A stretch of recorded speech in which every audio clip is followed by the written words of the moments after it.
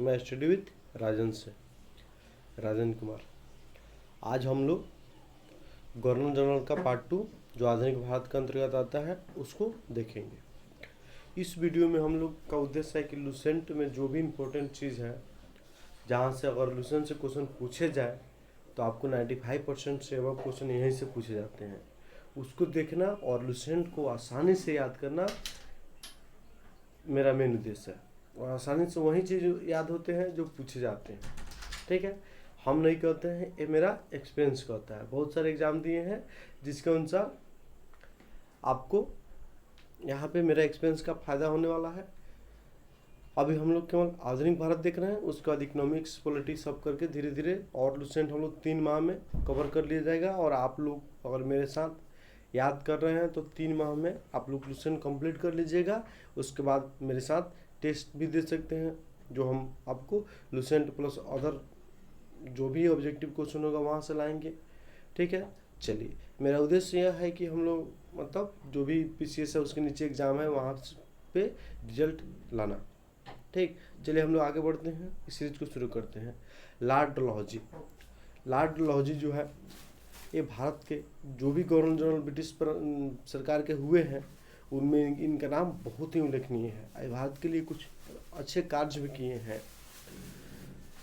Lord Dalhousie के कार्यकाल जो है वो 1848 से लेकर 1856 तक रहा। 1848 से लेकर 56 तक इनका कार्यकाल रहा।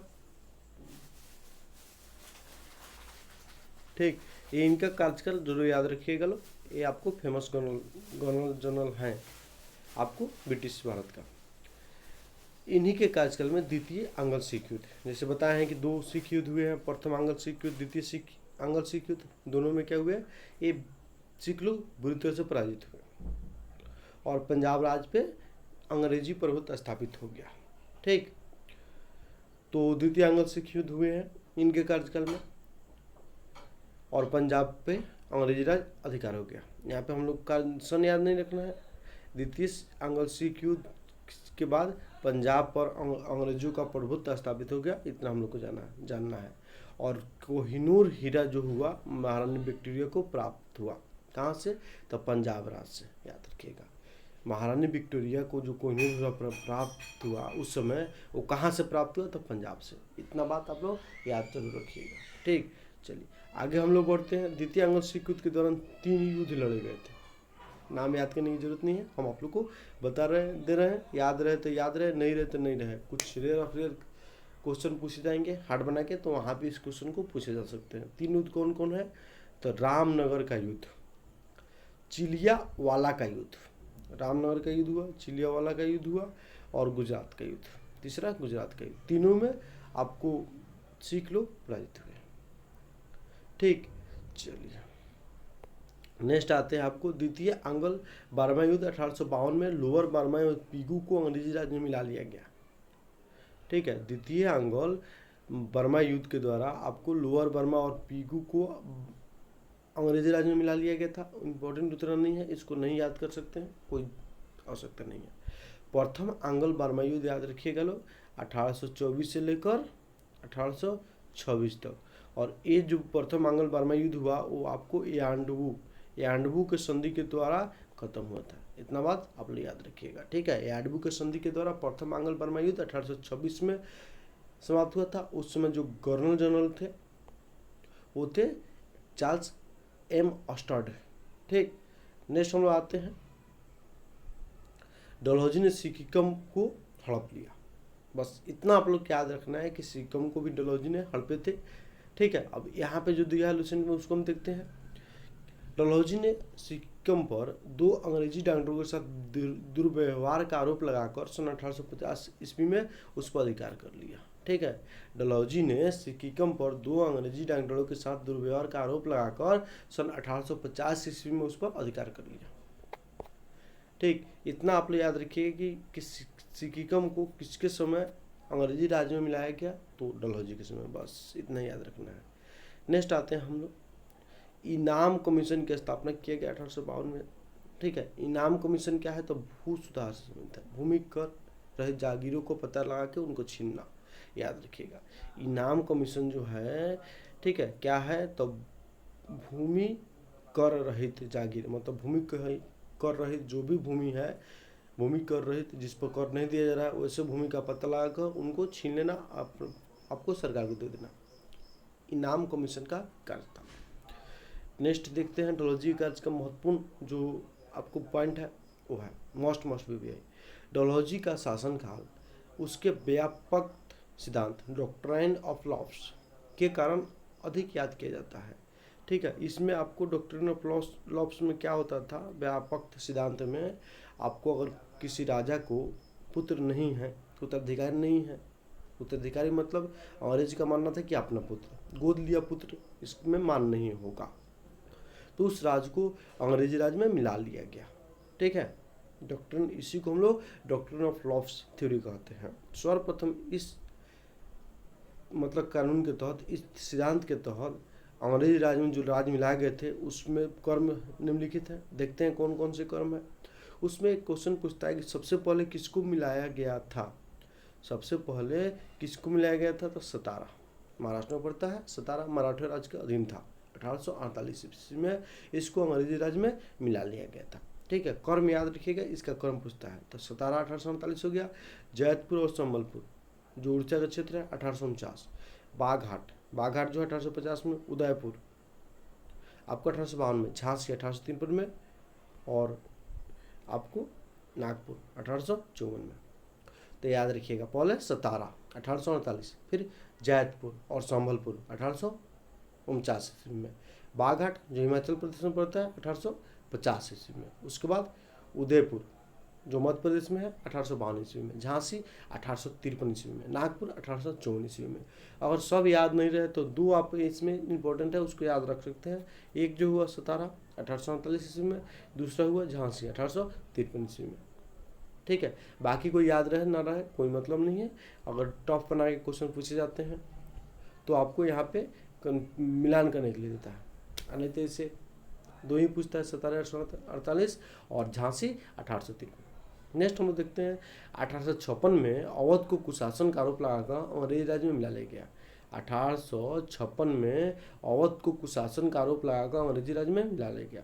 उस समय अवध का नवाब कौन था, याद रखिएगा, वाजिद अली शाह। 1856 ईस्वी में अवध को कुशासन का आरोप लगाकर अंग्रेजी में मिला दिया गया डोलहौजी के द्वारा। उस समय अवध का नवाब कौन था, वाजिद अली शाह। मोस्ट बीबीआई है लाइन कि 1856 में अवध को कुशासन का आरोप लगाकर अंग्रेजी राज में मिला लिया गया। ठीक, उस समय अवध का नवाब कौन था, वाजिद अली शाह। ठीक, जैसे पिछले वीडियो में हम बताए हैं कि अवध राज का संस्थापक कौन किया था, शहादत खां। कौन किया है, शहादत खां। ठीक, नेक्स्ट हम लोग देखते हैं लाइन आपको 1856 ईस्वी में इसने तोपखाने के मुख्यालय को कोलकाता से मेरठ स्थानांतरित किया और सेना का मुख्यालय शिमला बनाया। इसकी आवश्यकता नहीं है याद करने के लिए। शिक्षा संबंधी सुधार में डलहौजी ने 1854 ईस्वी में बूट डिस्पैच को लागू किया। मोस्ट बीबीआई, जितना बीबीआई कर लीजिए। ठीक है, कि बूट डिस्पैच किस चीज़ से संबंधित है, इस प्रकार से क्वेश्चन पूछेंगे तो इसका जवाब हो जाएगा शिक्षा क्षेत्र से संबंधित है। और इसको किस गवर्नर जनरल के कार्यकाल में लाया गया था, तो डलहौजी साहब के कार्यकाल में लाया गया था। कब लाया गया था, 1854 ईस्वी में। इतना बात याद रखिएगा। ठीक है, इसको भारत के शिक्षा सुधार का मैग्ना कार्टा कहा जाता है। ठीक है, बूट डिस्पैच को भारत के शिक्षा सुधार का मैग्ना कार्टा कहा जाता है। ये आपको लाइन याद रखिएगा, मोस्ट बीबीआई है। ठीक है, इसी के साथ ही निष्पादन जो थ्योरी था, निष्पादन थ्योरी जो होता है, इसमें कहा जाता है, ठीक है, ड्रिप थ्योरी इसका नाम है। ड्रिप थ्योरी या निष्पादन थ्योरी जो आपको 1835 ईस्वी में मैकाले के अंग्रेज शिक्षा के साथ उसको लागू किया गया था। इसमें कहा गया कि अगर उच्च वर्ग के लोग शिक्षा लेंगे तो उनसे शिक्षा का स्तर जो होगा रिस के निचले लोगों तक भी जाएगा। यही आपको निष्पादन थ्योरी या आपको ड्रिप थ्योरी है, याद रखिएगा। ठीक है, इसके साथ ही जब वुड डिस्पैच को लागू किया गया तो उसको समाप्त करके प्राथमिक शिक्षा पर भी जोर दिया गया, जो आपको मातृभाषा में देना था शिक्षा। ठीक, इतना याद रखिएगा। तो वुड डिस्पैच जो होता है कब है, 1854 ईस्वी में। इसको भारत में शिक्षा सुधार का मैग्ना कार्टा कहा जाता है। जब भी कोई बड़ी घोषणा होती है ना तो उसी को मैग्ना कार्टा के नाम से दिया जाता है। ठीक, मैग्ना कार्टा का आपको शुरू हुआ 1200 ईस्वी के आसपास में ब्रिटेन में लोगों को कुछ अधिकार दिया गया, उसको लोगों ने मैग्ना कार्टा कहा। उसके बाद से उस समय बहुत बड़ा वो कुछ मौलिक अधिकार जो दिए गए, कुछ भी अधिकार दिए गए थोड़ा बहुत, वो बहुत बड़ा अधिकार था। उसके बाद जो भी सुधार हुए विश्व में, बड़े सुधार हुए जिससे अधिकांश लोगों को फायदा हुआ, तो उसको मैग्ना कार्टा के नाम से जाना गया। ठीक है, तो शिक्षा सुधार का मैग्ना कार्टा वुड डिस्पैच कब आया? 1854 ईस्वी में। किसके कार्यकाल में आया? डलहौजी वुड डिस्पैच किससे संबंधित है? तो शिक्षा से। इतना क्वेश्चन आपको बन सकते हैं। इसके साथ ही ड्रिप थ्योरी को इसमें खत्म कर दिया गया। ठीक है, और प्राथमिक शिक्षा को मातृभाषा शिक्षा के रूप में दिया जाना लगा। इसी में क्या किया गया कि आपको महिला शिक्षा पर भी जोर दिया गया। इसके साथ साथ बीएड कॉलेज की स्थापना पर भी जोर दिया गया। इसके साथ साथ आपको यूनिवर्सिटी की भी स्थापना इसमें किया गया। कुछ 3 यूनिवर्सिटी बड़ी बड़ी, मद्रास, मुंबई और आपको मद्रास, मुंबई और कलकत्ता, 3 यूनिवर्सिटी। ठीक है, चलिए, तो इतना इसमें आपको सुधार किए गए। नेक्स्ट आते हैं, लॉर्ड कर्नल के समय में 1857 ईस्वी में 3 प्रेसिडेंसियाँ। कहने का मतलब 1854 ईस्वी में बताया गया था कि 3 यूनिवर्सिटी खोलना है, तो उसको आपको लागू करते हुए लॉर्ड कैनिंग ने 1857 ईस्वी में कलकत्ता, मद्रास और मुंबई में एक एक विश्वविद्यालय स्थापित किया, याद रखिएगा। ठीक है, चलिए नेक्स्ट आते हैं, डलहौजी ने भारत में रेल का जनक कहा जाता है। डलहौजी को भारत में रेल का जनक कहा जाता है। ठीक है, याद रखिएगा, डलहौजी को भारत में रेल का जनक कहा जाता है। ठीक है, इसी के समय में आपको 16 अप्रैल 1853, याद रखिएगा, 16 अप्रैल 1853 ईस्वी में बम्बई से थाने के बीच में 34 किलोमीटर प्रथम रेल चलाई गई, याद रखिएगा। तो डलहौजी को भारत में रेलवे का जनक माना जाता है। ठीक है, इसी के समय में पहली बार 16 अप्रैल 1853 ईस्वी में बम्बई से थाने के बीच 34 किलोमीटर प्रथम रेल चलाई गई थी, इतना याद रखिएगा। सन 1854 ईस्वी में नया पोस्ट ऑफिस एक्ट लाया गया, याद रखिएगा। पोस्ट ऑफिस टैक्स कब आया? 1854 ईस्वी में। डेट कह सकते नहीं है, लेकिन एक नेक्स्ट जो लाइन हम बताने जा रहे हैं वो मस्ट भी है। भारत में पहली बार डाक टिकट का प्रचलन 1854 ईस्वी में हुआ था। ठीक है, तो 1854 ईस्वी में क्या याद रखना इसमें, 1854 ईस्वी में भारत में पहली बार डाक टिकट का प्रचलन हुआ था। 1854 ईस्वी में भारत में पहली बार डाक टिकट का प्रचलन हुआ था, याद रखिएगा। ठीक है, चलिए नेक्स्ट आते हैं, इसी के समय आपको पहली बार सार्वजनिक निर्माण विभाग का गठन किया गया और विभिन्न प्रकार के भवन का निर्माण किया गया। लोक सेवा विभाग का स्थापना भी इन्हीं के समय में किया गया। ठीक, और 1853 ईस्वी में कलकत्ता और आगरा के बीच में पहली बार बिजली से संचालित तार सेवा शुरू की गई, याद रखिएगा। रेलवे 53 में, तार सेवा 53 में, 54 में डाक टिकट का प्रचलन हुआ। ठीक है, सार्वजनिक निर्माण विभाग और लोक सेवा विभाग 54 ईस्वी में, इतना आपको याद रखना है। तो 53 में रेलवे का शुरुआत किया गया और उसके बाद पहली बार तार सेवा कलकत्ता और आगरा के बीच में शुरू किया गया। 54 में आपको डाक टिकट की सेवा, सार्वजनिक निर्माण विभाग और लोक सेवा विभाग की स्थापना किया गया डलहौजी में। इस बात को याद रखिएगा, डलहौजी ये कार्यकाल इंपॉर्टेंट है। नेक्स्ट आते हैं, इन्होंने सर्वप्रथम शिमला को अपना ग्रीष्मकालीन राजधानी बनाया, क्योंकि शिमला में ग्रीष्म के दिन में, गर्मी के दिन में ठंड पड़ती है, तो शिमला में इन्होंने क्या किया, ग्रीष्मकालीन राजधानी बनाया। नेक्स्ट आते हैं, 1853 ईस्वी का चार्टर एक्ट पास हुआ। 53 के पास में 33 के बाद में जो 53 का 33 में 1833 में चार्टर एक्ट आया था, उसके बाद 20 साल के बाद 1853 में आया था। ठीक है, 1833 के 20 साल पहले आपको 13 में आया था, उसके 20 साल पहले 1892 ईस्वी में आया था, 93 नहीं 92 में आया था। ठीक है, तो ये सब चार्टर एक्ट है जिसमें भारत के लिए कुछ सुधार किए गए। तो जब 1853 ईस्वी का चार्टर एक्ट आया तो इसमें कहा गया कि जो भी पद पर नियुक्तियाँ होगी उसमें क्या किया जाएगा, प्रतियोगिता परीक्षा लिया जाएगा, इसमें अनिवार्य कर दिया गया। इसके पहले 33 में बोला गया था कि जो भी एग्जाम होगी उसमें समानता बरता जाएगा, लेकिन समानता उस समय नहीं बरती गई। वास्तविक रूप से 1853 ईस्वी में इसको लागू किया गया। ठीक है, चलिए, आपको सिविल सेवा के लिए भी मतलब इसी के दौरान प्रशासनिक अधिकारियों की नियुक्ति का अधिकार वापस ले लिया गया। कहने का मतलब है कि 1853 ईस्वी में जो अधिकारियों की नियुक्ति के लिए प्रतियोगिता परीक्षा का अनिवार्य बनाया गया, लागू किया गया, तो किसका नियुक्ति करेगा, तो प्रशासनिक अधिकारियों के अन्य पदों पर भी कमीशन लाया गया। लेकिन 33 में बात बोला गया क्या था कि प्रशासनिक अधिकारियों की नियुक्ति होगी कंपटीशन से, लेकिन उसको लागू नहीं किया गया। लेकिन 1853 में इसको लागू कर दिया गया। तो मोस्ट भी यही है कि 1853 ईस्वी में प्रशासनिक अधिकारियों की नियुक्ति के लिए प्रतियोगिता परीक्षा की व्यवस्था की गई। उम्र याद रखने की जरूरत नहीं है। और जब इसको लागू कर दिया गया तो 10 साल बाद, 53 में लागू किया गया, उसके 10 साल बाद ही आपको 1863 ईस्वी में 1863 ईस्वी में सत्येंद्र नाथ टैगोर पहले भारतीय हुए जो लंदन में आयोजित हुए सिविल परीक्षा में सफलता प्राप्त किया।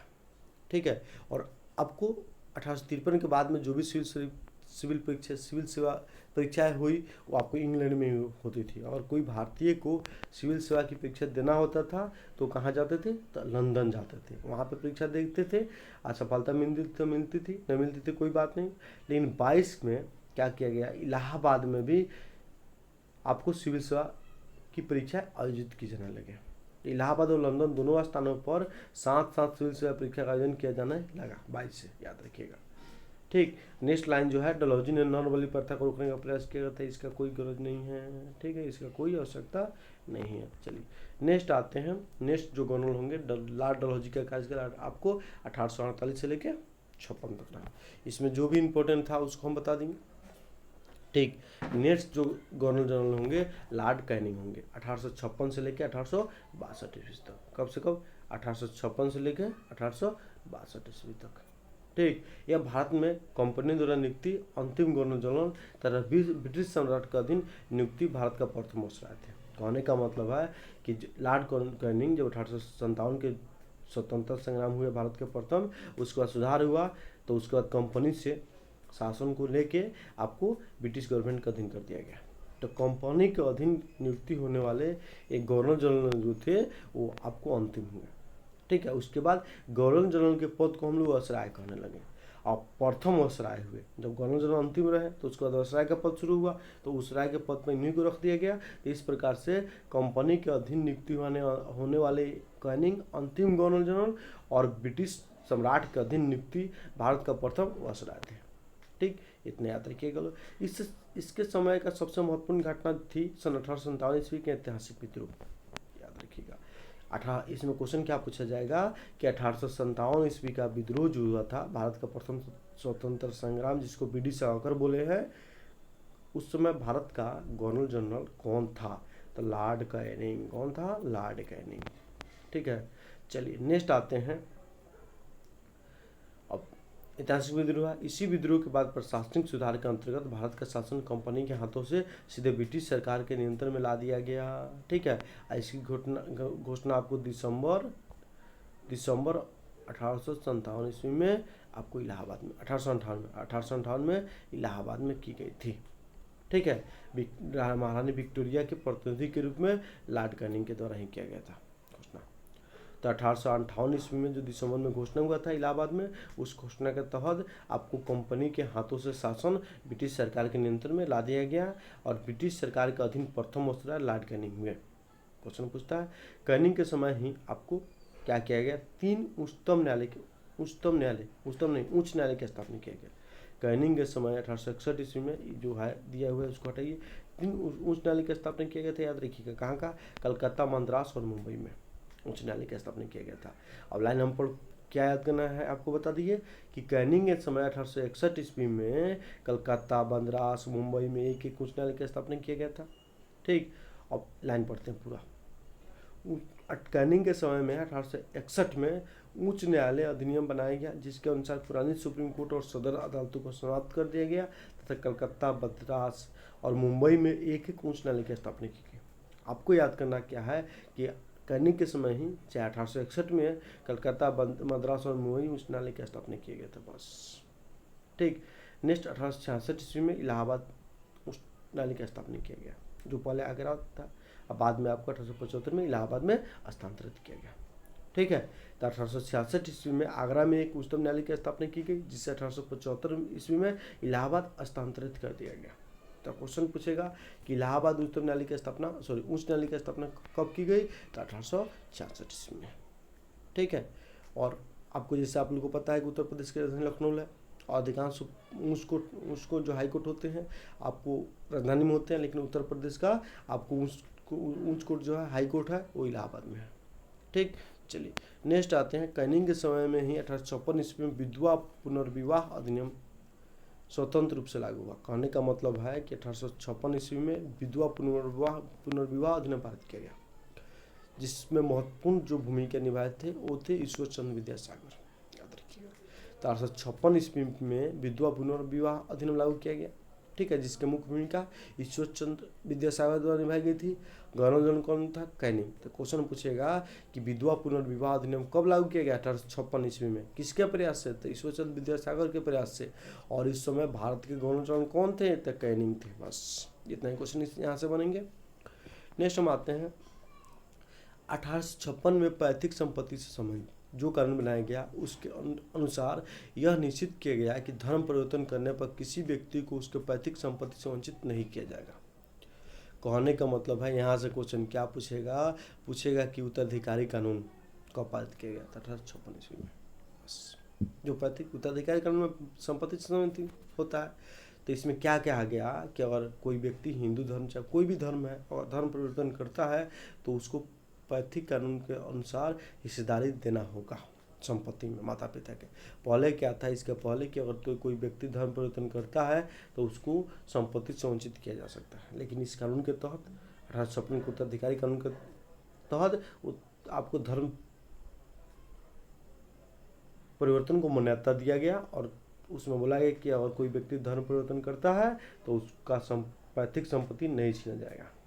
इसके बाद आपको धर्म परिवर्तन में तेजी आई, क्योंकि लोग डरते थे कि अगर धर्म परिवर्तन करते हैं तो मेरा आपको संपत्ति छीन जाएगा, लेकिन अब तो नहीं जाएगा। तो इसी धर्म परिवर्तन में तेजी आई। अंग्रेजों का षड्यंत्र था जिसमें हिंदुओं को या मुस्लिमों को आपको ईसाई धर्म में परिवर्तन करना था। 1857 ईस्वी के कानून के समय आपको महालेखा परीक्षक पद संचित हुआ, जो स्वतंत्रता के बाद नियंत्रण एवं महालेखा परीक्षक कहलाया, ठीक है। इसको CAG भी करते हैं, कैग, याद रखिएगा, इसका कोई जरूरत नहीं है। नेक्स्ट आते हैं भारत शासन अधिनियम 1858 ईस्वी के तहत मुगल सम्राट के पद को समाप्त कर दिया गया, ठीक है। विद्रोह हुआ जिसमें आप लोग को पता है कि बहादुर शाह जफर ने इस विद्रोह में आपको भाग लिए थे, जो विद्रोहियों के नेता भी थे। और जब बहादुर शाह जफर को इसमें क्या किया, पकड़ के रंगून भेज दिया गया। आज जब भारत शासन अधिनियम 1861 आया, 1858 आया, तब मुगल सम्राट के पद को क्या किया गया, खत्म कर दिया गया, याद रखिए। मैकाले द्वारा प्रतिरूपित दंड संहिता को 1858 ईस्वी में लागू किया गया, मतलब IPC कानून जो अभी हम लोग यहाँ चलता है वो कब लागू किया गया है भारत में? 1859 ईस्वी में। उसको बनाया कौन गया है? तो मैकाले के द्वारा बनाया गया, याद रखिएगा, मस्ट भी है, ठीक है। व्याप्त सिद्धांत यानी डॉक्ट्रिन ऑफ लॉस यानी राज विलय की नीति को समाप्त कर दिएगा। आप देखिए 1858 की एक्ट आया तो आपको विद्रोह में मुख्य कारण भी यही थे, हड़प नीति डलहौजी का। तो इस हड़प नीति को समाप्त कर दिया गया। इस नीति के तहत बोला गया कि अब कोई भी रियासत को ब्रिटिश क्षेत्र में नहीं मिलाया जाएगा, ठीक। चलिए, इसके बाद 1861 ईस्वी में इंडियन कौंसिल एक्ट पारित किया गया, याद रखिएगा, ठीक है, मस्ट भी है। नेक्स्ट हम लोग चलते हैं लॉर्ड एलिगन। नेक्स्ट हम लोग आते हैं लॉर्ड एलिगन, ठीक है, 1862 से 63। तो आपको कैनिंग के बाद कौन है? एलिगन। वहाबी आंदोलन का दमन किया। वहाबी आंदोलन का जो मुख्य नेता था वो थे सैयद अहमद तुतमीर, बरेली के, ठीक है, सैयद अहमद तुतमीर। लेकिन इसका मुख्य केंद्र जो रहा वो कहाँ रहा? पटना, याद रखिएगा। तो क्वेश्चन पूछा जाता है कि वहाबी आंदोलन के जनक कौन थे? तो सैयद अहमद तुतमीर, और मुख्य केंद्र कहाँ था? पटना, और ठीक है। तो वहाबी आंदोलन को दमन किया गया एलिगन के द्वारा, ठीक। इनकी मृत्यु आपको 1863 ईस्वी में धर्मशाला हिमाचल प्रदेश में हो गई, इसकी आवश्यकता नहीं है। नेक्स्ट आते हैं हम लोग लॉर्ड लॉरेंस, 1864 से 69 कार्यकाल। इनके कार्यकाल में आपको कुछ कार्य हुए हैं, उनमें महत्वपूर्ण जो है उसको हम बताएंगे। सबसे पहले 1865 में भूटान ने ब्रिटिश साम्राज्य पर आक्रमण किया, कोई आवश्यकता इसका नहीं है। नेक्स्ट है अफगानिस्तान के संबंध में इसने हस्तक्षेप की नीति अपनाई, जिसे शानदार निष्क्रियता के नाम से जाना जाता है, इसका भी कोई इंपॉर्टेंट नहीं है, ठीक। चलिए, इसी के समय में उड़ीसा में सन 1866 ईस्वी में तथा बुंदेलखंड और राजपुताना में 1868-69 में भीषण अकाल पड़े, इसका भी कोई आवश्यकता नहीं है, ठीक। नेक्स्ट आते हैं हमने, इसने हेनरी कैंपबेल के नेतृत्व में एक अकाल आयोग का गठन किया, ये आपको याद रखना की जरूरत है। कि हेनरी कैंपबेल आयोग किससे संबंधित है। क्वेश्चन इस तरह से पूछेगा कि हेनरी कैंपबेल आयोग किससे संबंधित है, तो अकाल आयोग, अकाल से। ठीक है।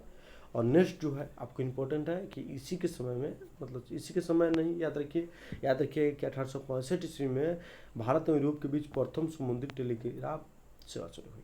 तो भारत और यूरोप के बीच प्रथम समुद्री टेलीग्राफ सेवा कब शुरू हुई, तो 1865 ईस्वी में। ठीक। गवर्नर जनरल कौन था, कोई आवश्यकता उसका नहीं है, काजकल याद रहेगा तो आपको याद आ जाएगा। लॉर्ड मेयो, नेक्स्ट है लॉर्ड मेयो, जिनका काज कर रहा है आपको 1869 से 72 ईस्वी में। ठीक है। इन्होंने मेयो कॉलेज की स्थापना की 1872 ईस्वी में। ठीक, ये इंपॉर्टेंट ज़्यादा नहीं है। नेक्स्ट, इन्होंने कृषि विभाग की स्थापना है की, ये इंपॉर्टेंट है। सन 1872 ईस्वी में एक कृषि विभाग की स्थापना किया गया लॉर्ड मेयो के द्वारा, ये इंपॉर्टेंट है। नेक्स्ट आते हैं, मेयो को एक अफगान शेर अली फरीदी ने 8 फरवरी 1872 में चाकू मारकर इसकी हत्या कर दी। इस लाइन को याद करने की आवश्यकता नहीं है, इतने याद रखिएगा कि आपको मेयो को चाकू मार के हत्या कर दी गई थी, बस। ठीक। नेक्स्ट लाइन जो हम बताएंगे वो मोस्ट वीवीआई है, जितना वीवीआई कर लीजिए।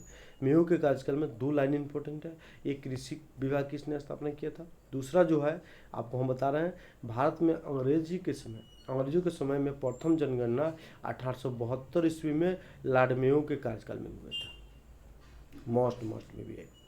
तो यहाँ से क्वेश्चन बनेगा कि भारत का प्रथम जनगणना कब हुआ था, तो 1872 ईस्वी में। उस समय गवर्नर जनरल कौन था, तो लॉर्ड मेयो था। मोस्ट भी है। ठीक। चलिए नेक्स्ट आते हैं लॉर्ड नॉर्थब्रुक।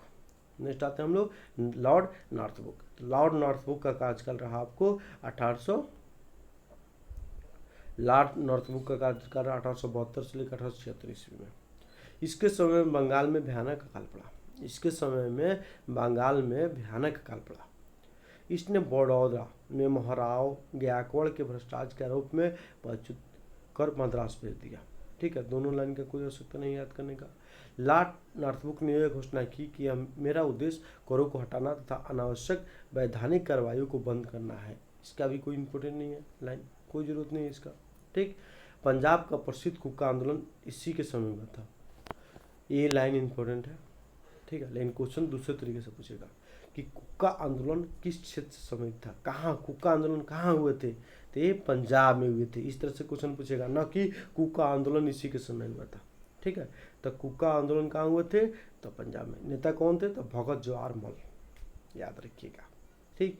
इसी के समय में सुएज नहर खुल जाने से भारत और ब्रिटेन के बीच व्यापार में वृद्धि, कोई आवश्यकता नहीं है। हाँ, सुएज नहर कब खुला, तो 1896 में बनना का तैयार हुआ था, अब खुला होगा बाद में। चलिए नेक्स्ट आते हैं हम लोग लॉर्ड रिटन 1876 से 80। ठीक है, तो आपको डलहौजी के बाद में कैनिंग जो इम्पोर्टेंट है, उसके बाद कैनिंग के बाद में यही गवर्नर जनरल जो है इम्पोर्टेंट हो जाते हैं।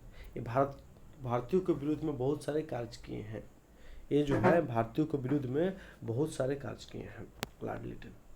तो इनका कार्य देखते हैं। सबसे पहले इनको हम लोग क्या कहते हैं, वन मैरिथ के नाम से जानते हैं, याद रखिएगा। लॉर्ड रिटन को क्या किस नाम से जानते हैं, तो वन मैरिथ के नाम से भी जाना जाता है।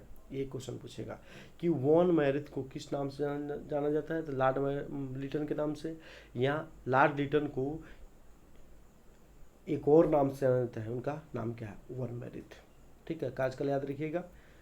चलिए अब हम लाइन पढ़ते हैं। यह एक प्रसिद्ध उपन्यासकार, निबंध लेखक एवं साहित्यकार था। साहित्य अवकाश में इसे वन मैरिथ के नाम से जाना जाता है। इसके समय मुंबई, मद्रास, हैदराबाद, पंजाब, मध्य भारत आदि में भयानक अकाल पड़ा, कोई आवश्यकता नहीं है इसका। रिटन ने आपको रिचर्ड स्ट्रैची की अध्यक्षता में 1878 में एक अकाल आयोग का गठन किया था। तो यहाँ पे आप लोग को क्वेश्चन पूछेगा, रिचर्ड स्ट्रैची का संबंध किस प्रकार के आयोग से है, तो अकाल आयोग के संबंध है। ठीक है, याद रखिएगा इतना। कब हुआ था इसका जरूरत नहीं है। 1877 ईस्वी में 1 जनवरी 1877 को ब्रिटेन की महारानी विक्टोरिया को कैंसर हिंद की उपाधि से सम्मानित करने के लिए दिल्ली दरबार का आयोजन किया गया। ठीक है, कोई जरूरत नहीं है इसका। चलिए हाँ, कैंसर हिंद का सम्मान किन्हें दिया गया था, तो आपको महारानी विक्टोरिया को। कैंसर हिंद की उपाधि किससे दिया गया था आपको, तो महारानी विक्टोरिया का, इतना बात याद रख सकते हैं। चलिए नेक्स्ट आते हैं मार्च 1878 ईस्वी में लीटर ने भारतीय समाचार पत्र अधिनियम यानी वर्नाकुलर प्रेस एक्ट। वर्नाकुलर का मतलब होता है देसी भाषा, तो देसी भाषा प्रेस एक्ट या वर्नाकुलर प्रेस एक्ट या भारतीय समाचार पत्र अधिनियम पारित किया गया किसके द्वारा 1878 में? लीटन। मेन आपको ये नाम मिलेंगे। वर्नाकुलर प्रेस एक्ट किसके द्वारा पारित किया गया था? तो लीटन के द्वारा। कब पारित किया गया था? 1878 में। क्यों? भारतीय समाचार पत्रों पर प्रतिबंध लगाने की दृष्टि से। ठीक है, भारतीय समाचार पत्रों पर प्रतिबंध लगाने की दृष्टि से पारित किया गया। भारतीय समाचार पत्रों पर कठोर प्रतिबंध लगा दिया गया। विशेषकर कौन सा समाचार पत्र था? सोम प्रकाश। कौन समाचार पत्र था? सोम प्रकाश। इस कानून के प्रावधान था कि अगर किसी अखबार में कोई आपत्तिजनक चीज छपती है जो ब्रिटिश प्रांत के विरोधी हो तो सरकार उसकी प्रिंटिंग प्रेस सहित सारी संपत्ति जब्त कर लेगी। पायनियर जो अंग्रेजी अखबार था उसका अंग्रेजी संपादक थे, तो उसने क्या किया? इसका समर्थन किया था। ठीक, नेक्स्ट आते हैं। इसी के समय में 1878 ईस्वी को भारतीय सशस्त्र अधिनियम पारित किया गया। मस्ट भी। ठीक है, भारतीय सशस्त्र अधिनियम वर्नाकुलर प्रेस एक्ट 1878 दोनों एक ही साथ पारित हुए हैं। इसके तहत कहा गया कि सशस्त्र रखने और व्यापार करने के लिए लाइसेंस की अनिवार्यता बना दी गई। ठीक, नेक्स्ट जो लाइन है, लाइन जो पढ़े हैं वो बीबीआई था। इसने सिविल सेवा परीक्षा में प्रवेश का अधिकतम आयु सीमा 21 से 19 कर दिया। कोई जरूरत नहीं है इसका। नेक्स्ट आते हैं 1857 ईस्वी में सिविल सेवा परीक्षा में सम्मिलित होने की आयु 23 वर्ष निर्धारित की गई। 1800 ये आपको फालतू बात दिया है, कोई जरूरत नहीं है। ठीक, चलिए नेक्स्ट आते हैं। लीटन के अलीगढ़ में एक मुस्लिम एंग्लो फ्रांच विश्वविद्यालय की स्थापना की। मतलब लीटन ने अलीगढ़ में मुस्लिम एंग्लो फ्रांच महाविद्यालय का स्थापना किया गया था। ठीक है, अब इसमें आपको योगदान कौन किए थे? सर सैयद अहमद खान मुख्य भूमिका में थे। ठीक, नेक्स्ट आते हैं लॉर्ड रिपन। लॉर्ड रिपन का जो कार्यकाल होगा वो इम्पोर्टेंट होगा भारतीयों की दृष्टि से। इन्होंने जो भी आपको रिटर्न के द्वारा कार्य किए गए थे उसको समाप्त किया, उसको परिवर्तन किए और आपको सुधार किए। ठीक है, चलिए तो इसको हम लोग लॉर्ड रिपन का कार्यकाल कल नेक्स्ट वीडियो में देखेंगे। तो आज हम लोग डलहौजी से लेकर रिटर्न तक देखें। ठीक, और नेक्स्ट वीडियो में हम लोग आपको कोशिश करेंगे दोनों जनों को ख़त्म कर देने के लिए। ठीक है दोस्तों, तो अगर वीडियो आप लोग को अच्छा लगा हो, हेल्पफुल लगा हो तो इसको शेयर और सब्सक्राइब जरूर कर दीजिएगा। ठीक है दोस्तों, नमस्कार।